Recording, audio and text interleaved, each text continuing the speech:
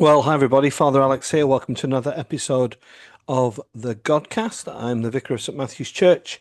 I'm the host of Our Daily Bread from August to the Altar, and a member of the Church of England General Synod. My guest this week on the Godcast is Baroness Tanni Grey-Thompson. Baroness Tanni is a Paralympian, a multi-winning medal athlete. She's Baroness in the House of Lords. She's a key public speaker and she's got a great story to tell. We're going to cover lots of things, so I do hope you enjoy the interview. And if you do, then please do share it or maybe subscribe to the channel. But for now, please enjoy this interview with Baroness Tanni Grey-Thompson.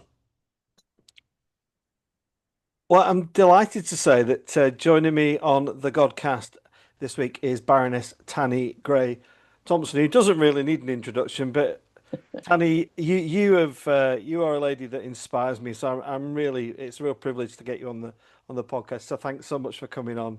Thank you. Yeah, we've just been chatting briefly before we started. You're down in London, but that's not home, is it? Just share with people where you normally chill out and reside. So I live in the northeast of England, and I grew up in Cardiff, so I work in Cardiff as well, so I still spend a bit of time there. So I spend most of my life doing a triangle of the country. But yeah, the House of Lords commitment is pretty full on. So, I'm normally down here 4 and increasingly 5 days a week. Yeah. You and I have one day. No, I was just looking you up earlier. Your birthday is on the 26th of July, I think, Yes, it is. 1969, Yeah. and my birthday is on the 27th of July, 1969. And I don't know about you, but I sometimes think at this kind of stage of life that, gosh, it's all gone so quickly. Are you a lady that likes to look back, or are you a lady that prefers to look forward? Uh, I don't really spend too much time looking back because there's too many things that I want to do. And especially in Westminster, in the role I have in the House of Lords, you're always kind of having to look forward about what we're going to do next, what's the next bit of legislation, next bill, what we're trying to change, what we're trying to not change. So no, I don't spend much time looking back. I mean, I only really talk about my sporting career. I don't really think about it until people ask me specific questions on it. And I sort of, I don't wake up every day thinking about what I did in sport. So it's kind of quite interesting. I'm probably mostly a glass half full type of person, and somebody who is always looking to do what next. I'm not very good at sitting around doing nothing. No, no, me neither. Well, when you do look back, Tanny, um, who were your kind of role models in your sporting kind of journey? Well, because I worked for Argos for a number of years, and we'll perhaps cover later. But I know you're a key speaker. I've been in lots of conferences where wonderful sports people have told me about how they became the great sports person that they became. But you for really, Tanya, you were a trailblazer, weren't you, for sports disability? Who were your role models as a girl? So I was lucky. I grew up in Cardiff, and we had an athlete that lived actually not too far from me called Chris Hallam, and he was amazing because he won the London Marathon. So when I was 12, I remember watching him on TV and thinking, "Oh wow, this is what I want to do one day." I want to do the London Marathon. And I remember telling my mother, and she was like, "Yeah, okay, lovely, go for it." All the right kind of things. I don't think she actually thought that one day I would turn up and actually do the London Marathon. I mean, 6 years after I told her I was going to do the London Marathon, I was on the start line. So I was really lucky that he was like a really big deal. But in Wales, we've got our own media, our own TV. It's a bit, I guess, a bit like an English region, but it's we see it as national. So having that, brought it really close to home about what it takes to be a wheelchair athlete and to be successful. And then sort of over the years, I got to know Chris. I trained with him. He helped me massively in my own sporting career. So, growing up, I didn't really see many disabled people because disabled people were locked away. They were institutionalized either in school or in care homes. So the sort of the positivity I had around me was really good. A lot of it came from my parents as well. They were very positive about me being a wheelchair user at a time when lots of people were quite negative about it. What was your peer circle like? I mean, I remember when I was a kid, and schools are invariably quite cruel places. Was your friendship circle supportive of you, or was it a challenge as a young disabled person? Um, no, I think in school it was great, pretty positive to be honest. But there was experiences outside of school which were negative, So I was 5 years old when the first person stopped me in the street and asked me why my parents hadn't terminated the pregnancy, Really? and me Gosh, having to say to mum, what's abortion? gosh. Um, because this person felt it was completely okay to ask me that. Uh, you know, um, but I think my parents, were very grounded and they had quite strong faith. So that helped them a lot. And in terms of sort of finding a balance and protecting me. So, you know, um, my mum was asked the question once. I mean, she was asked this about whether she ever would have terminated the pregnancy. And, it was a very different time for disabled people. And there were no diagnostics back then. And she said, we had a really close relationship. She said, um, with the pressure as well, a huge pressure. I mean, this pressure still exists. That if she'd known I was going to be born disabled, she may have considered it. She never said, good, she would. And also, there's people who got very upset by that. But my mum never said to me, having had you and known you, we wished we'd terminated the pregnancy. And those things are really different. But there is still huge pressure to terminate disabled children, Mm. or to not carry on, or, debates we're having about that at the moment. The fact that you can still terminate a disabled fetus up to birth, most people don't realise. And I think, there are some really worrying things that we're doing at the moment, and not least other bits of legislation that I'm working on, which is pretty tough as well, about end of life. So I think I was very lucky. My parents were very balanced and very supportive. Were you ever, and just tell me to shush if I'm prying too much, but were you ever angry as a teenager? I mean, teenagers have this, you go through adolescence, don't you? And generally just angry. Were you ever angry at your disability, Tanny, or were you always kind of, you kind of just accepted the cards you were dealt? Um, no, I don't think I was angry. I got angry if people treated me differently. I still do get, a bit fed up with it, but I can't change it. It's not my fault, I didn't it's beyond my control. I didn't have a traumatic accident. I didn't do something a bit daft and end up as a wheelchair user. So, I can't blame myself for my actions. And there's nothing I can do about it. There is no cure for me. Um, if they ever get to the point of being able to cure someone with a spinal cord injury, for a very, and we're not close to it yet, for a very long time, it'll be people within minutes of having the spinal cord injury. It's not going to be, I think if something happened to my spine repaired, I don't have any muscles in my legs. I don't, you know, you wouldn't just suddenly get up and walk. So no, I just think I'm like, uh, nothing I can do. So why spend too much time? There's there's a lot of time to reflect on the things I can do, not the things I can't do. And what about the competitive instinct, Tanny? Was that always there, or did you need to get on a track for that to kind of explode and think, right, I'm not going to be a fun runner, I'm going to be a serious competitor? Just share a bit about that. Um, I think it was always there. I mean, it's that kind of nature nurture thing which is fascinating. So, um, my mum, me, my sister, my daughter are quite strong-willed. My mum used to joke. She used to say that the two of us were we reeds, sorry, that blew in the wind. Sorry, I'll start again. Reeds that blew in the wind that acquiesced to everyone's wishes but our own, which is so far from the truth. So that used to be a bit of a joke between us. No, that competitive element's there. I think it's there in a very different way in my sister and daughter. But that drive is there, and I think that's kind of probably quite a lot of nature as well. Um, so I think I just had to find the right outlet in which to be competitive. That was the thing. And for me, that was wheelchair racing. And when that leads to the career that you have, how does that sit with you now? I mean, you won the lot Tanni, didn't you? There wasn't really much left to win, was there?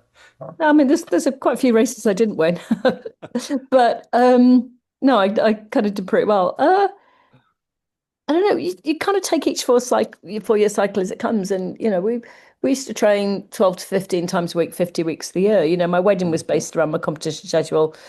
The birth of my daughter was. We had a cut-off date for being pregnant to fit in with my training season. So, you take those things a little bit for granted when you're in a system, and it's only when you're outside that you think, okay, maybe that's not completely balanced. But I had amazing training partners, really good coaching, and what I was good at doing was I was good at making myself train hard, and I was also, good at training smart.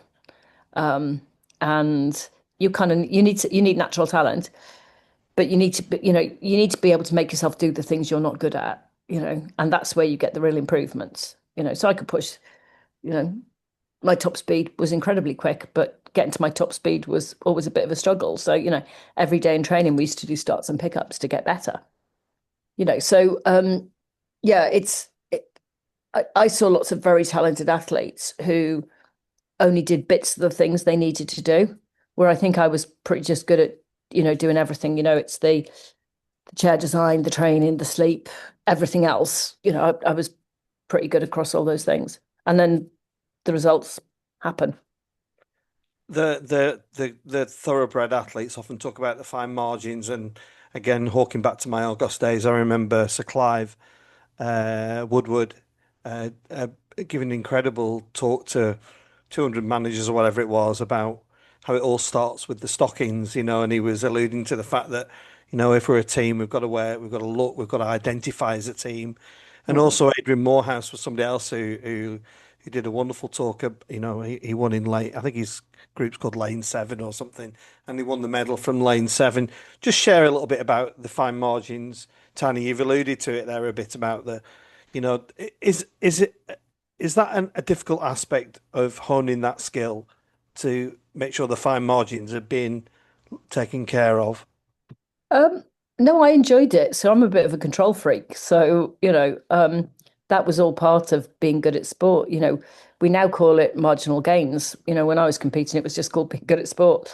Um, so, it's not just the training, it's the aerodynamics of the chair. It's, you know, my husband bought me 5 meters of Russian aluminium, which was weighed less Mm, than other same sort of diameter tube um, aluminium, to build a racing chair. And it's all those things because, my race weight was 45 kilos, so for that, you have to be pretty careful what you eat and, how you train and be healthy and maintain that. So for me, all those bits were really critical and I enjoyed all those bits. And some of those bits are as important as the training that you do on the road. I mean, also, I always trained with a men's training group so that everyday training was hard. And they just pushed me around the road and make my life difficult and just pushed me really hard. Because then when you got to a race and you know we had sort of racing teams, sort of loose coalitions between athletes. It might not be based on what country you're from, but if you've got 3 or 4 athletes trying to gang up on you in a pack, you need to find your way out of it. So for me, training with the men all the time gave me that because, in every training session, they could make my life hard. And I love that, because then when you get to a race, you've been in that situation 50 times, not in a really important race, trying to figure out how you get out of the middle of a pack because you haven't done it before. mm. And my goodness me, like I said, your medal shelf must be um, swelling. Is it easy to pick out highlights in those moments, Tanni, or is it a whole body of work that you consider it? Are there any kind of real kind of mountaintop moments that you think, oh wow, that was just incredible? Yeah, there's a few. I mean, I messed up my 800 meters final in Athens, which was my last game. So I came back and won the 100, which was my weakest event. That was pretty special. Uh, I think my first Paralympics where I won a bronze in the 400, that was probably still one of the best races I've ever done. In terms of, I wasn't expected to win or anything, but, I did well. And there's loads of different, and there's moments away from the track as well.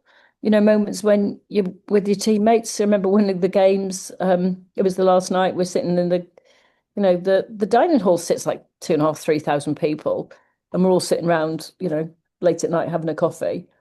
Um, and it's one of those things that one of the athletes, they used to have a conveyor belt that took the trays into the kitchen to be cleared up.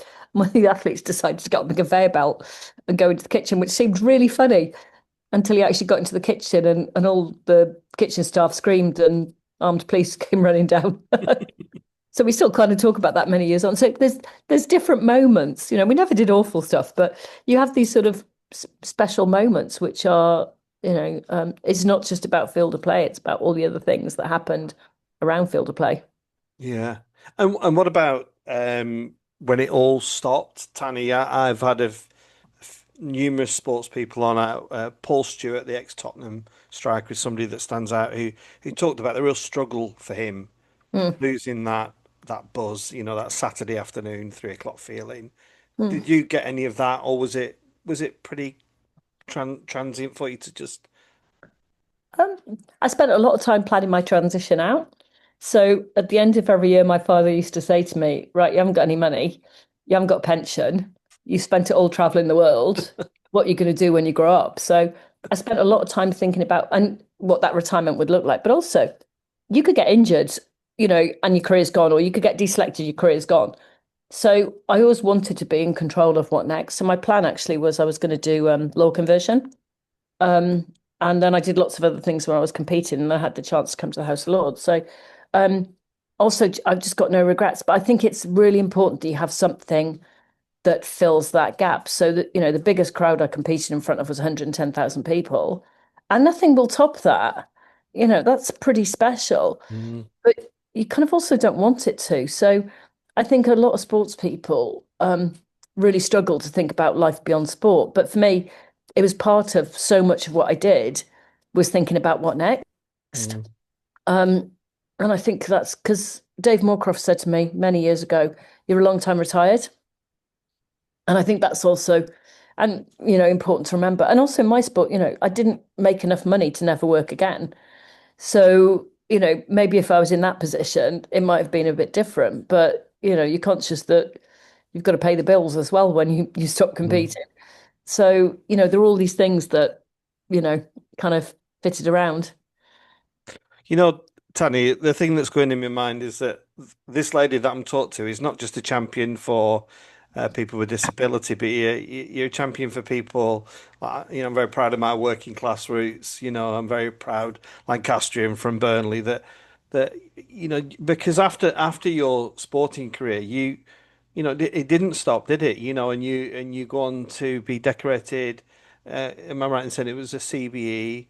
And then you've got all this media and television, and now you're in the lofty heights of the House of Lords. It's an Yeah. incredible journey, isn't it?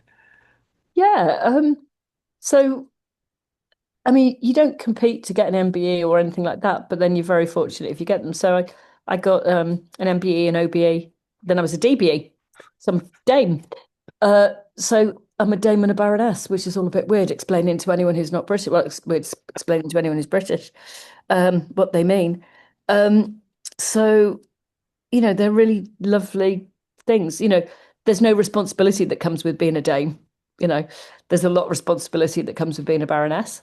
I'm in my office at the moment, and you're kind of conscious every day you walk in the building, you're here to do a job. And it sounds very grandiose, but everything we do in this building affects what happens from before you're born till after you're dead. So that weight of responsibility is always there. And if we can just touch on a couple of those things, I mean, there's a few things I'd like to ask. One is, we talked, you mentioned briefly before we met about your place as an agnostic. Um, how do bishops sit with you, sitting in the House of Lords? Are you comfortable with that? I am, yeah, absolutely. And I probably before I came here, I'm not sure I would have said that. So, I grew up in a family of faith, but I'm not. Um, and I think before I came here, I would have thought, well, why are they here and not?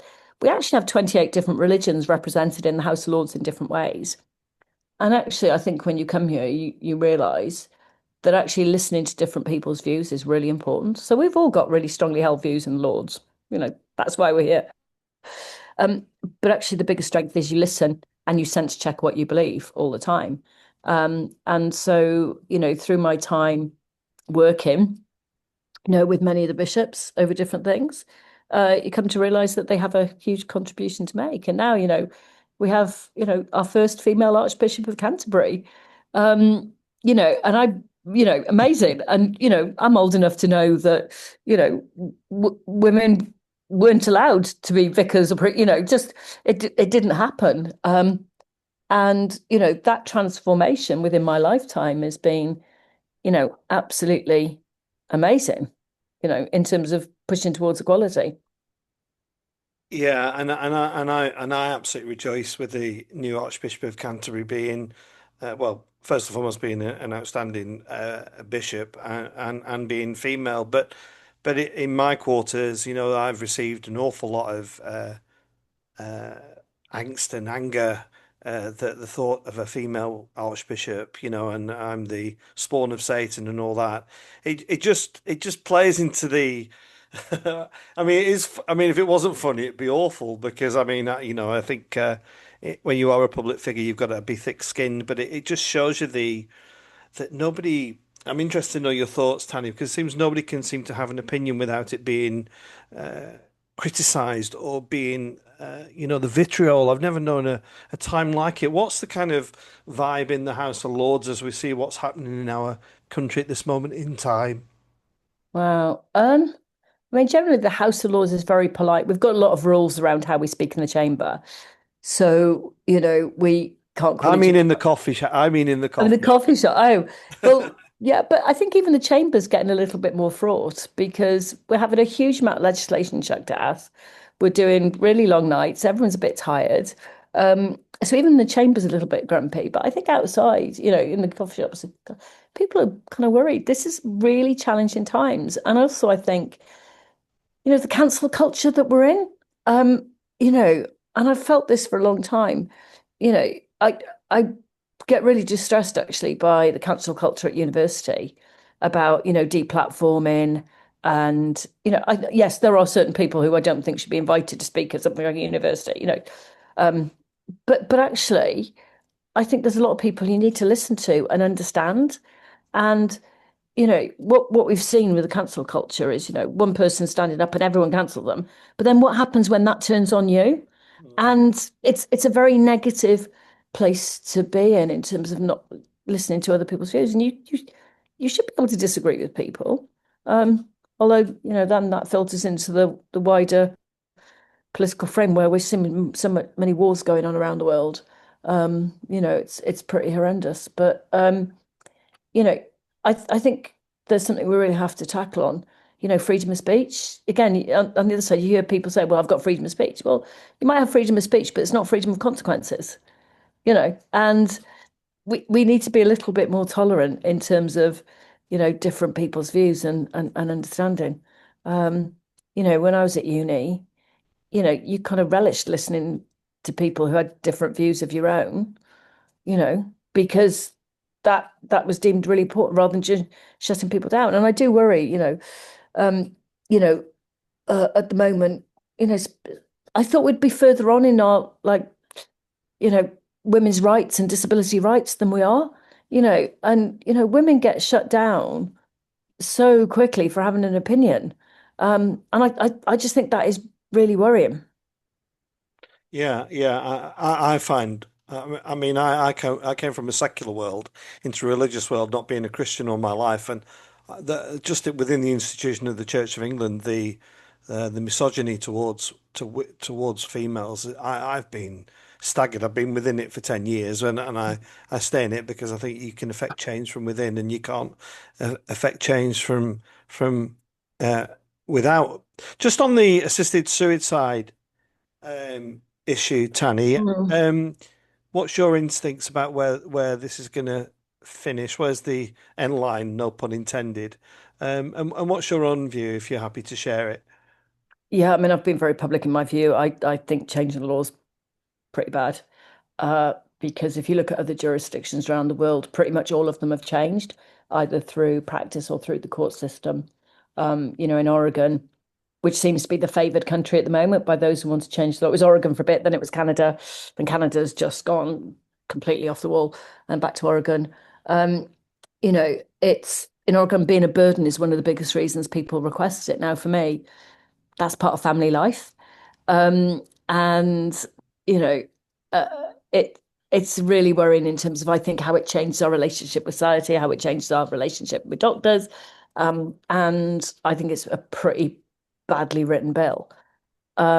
So whether it'll go through is going to be quite tough because our job is as a revising chamber, although there are a number of people who absolutely want this bill to stop. Um, I would very much prefer not to have this on the statute books because I'm worried about vulnerable people, coercive relationships. The bill doesn't look at anything really about checking for coercive relationships or anything like that. So it's a private member's bill. We've been told that because it's been through the Commons, we have to pass it. That's nonsense. We don't. Um, I think if this is what is wanted or needed, it has to be as safe as possible. Now, the trouble is when you quote opinion polls, you ask the public, quite a large percentage of people think this is a really good idea until you explain to them what it is. So most people think assisted dying is palliative care. Then you use the word assisted suicide. And to me, that's different because this is assisted suicide because you have to take the drugs. Um, uh, Assisted dying, actually, I think is a euphemism for euthanasia, where someone else does it. So, when you start talking about what it means, it drops and it drops really quickly. So I don't think there are, the population, crying out for this. I think there's a couple of campaign groups and there's some personalities who are saying that it's needed. But actually, when you talk to people, what they want is decent palliative care and decent support to end life and decent support to have quality life. But for me, where I worry is that, people look at me as a disabled person and they think my life has no value. So I have a very privileged life. But, I've had it said to me so many times, if my life was like yours, I'd want to kill myself.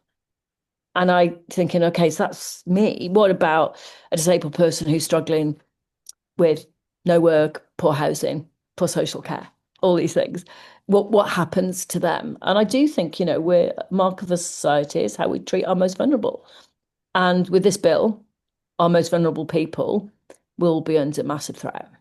And I do not think that is what actually most of society want. But it fits into, where we are at the moment. We're not happy times within society, within our politics. The way we talk about other people, it's not a happy place in the UK at the moment. No, no, and I really appreciate your comments. I try not to give my opinion too much, but my father died from dementia, and there were moments in that illness where I thought, maybe, but actually, on reflection, that because that didn't happen, I spent some very real precious moments with my father, and I Mm. think I learned a lot about his condition. It gave me an empathy towards other people with it, and it taught me a lot about love. So it's just my two penneth, which I don't normally put into my own podcast, but there it is. And finally, Tanny, what's the view about around Westminster with what I think is the real potential that Nigel Farage and Reform could be the next government? That is a real cat among the pigeons at the moment, isn't it? And but you can't deny democracy, and if that's the will of the people, that's what will happen, and people are going to have to like it or lump it. What's the vibe down there? Yeah, I mean, I think it would be naive not to recognise that reform have the potential to do very well in the next set of elections. So, got local elections next May, there's Senate elections in Wales next year. Based on the numbers at the moment, they look like they could take a large number of seats. And I think for lots of different reasons, uh, different people in reform are able to connect to the unrest in this country, are able to connect to people, and people want something different. They're really frustrated with the politics around at the moment, And I've had a few letters from people saying, that they're going to vote reform in the next election and explaining to me why. And I don't know, because they're, not people I know, and people saying, I'm, and it's interesting, some of them start with, I'm not racist, and I really don't, but I'm worried about illegal immigration, not legal migration. And I'm worried about these things. I'm worried about, health and social care, and I'm worried about the NHS. And, it's true, any party in opposition can say whatever it wants. It's really easy. And I think, the current government are struggling a little bit because it's easy to say what you're going to do in opposition. Then when you're the one in power, you've got to deliver it. Mhm. And at the moment, Reform can say pretty much whatever they want. And I think it ties into people's dissatisfaction with society. And I think, our major political parties need to just be aware. Westminster is a bubble and London is a bubble. And, the building, I mean, at the moment, it goes back 200 years. We've got gold on the roof, on the ceilings. You've got to get out of this building and talk to real people and understand. And I just think it's a little bit of a microcosm of, what happened in Brexit. You know, um, Actually, in the end, it shouldn't have been surprised that that's what people voted for, because I just don't. I think there was a very, just a view that we'll be all right. It's all right. The people will, just they'll see that we're okay. And Brexit, I think, has done untold damage to us. Mm. Yeah.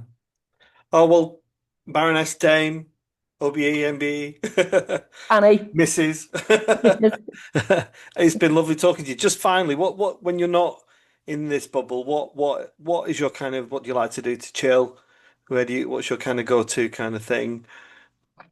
oh, I read, love reading, uh, and go out on my bike. Yeah, that's good. And eat lots of pasta. Well, thank you so much for coming on. I hope everybody's enjoyed this. Do check out the Godcast. There's lots of politicians, lots of sports people. But for now, Baroness Tanni Grey-Thompson, thank you for coming on the Godcast. Thank you.